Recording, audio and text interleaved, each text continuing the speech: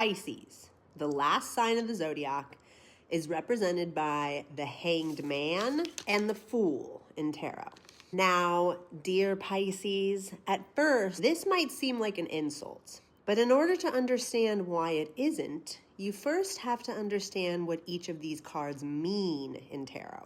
So let's dive in. Now, Pisces isn't here to control life. They're here to surrender to it and to begin again.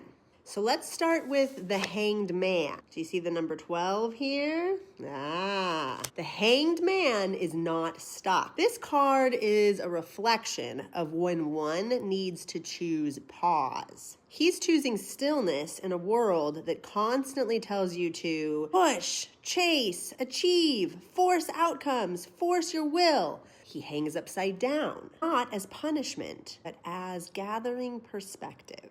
Pisces has the ability to step outside of the ego, to release attachment to how things should look, and instead ask, what am I being shown here?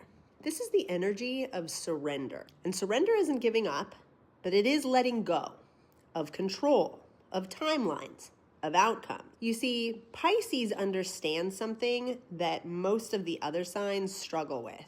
Forcing isn't power. Trust is. But here's the shadow of the Hanged Man. When unevolved, this energy can turn into passivity, avoidance, and even martyrdom. Staying suspended indefinitely instead of making moves. Escaping instead of engaging. But when evolved, Pisces becomes incredibly powerful. They know when to act and what and when to allow. Now let's move to the Fool. And again, this is not what it seems.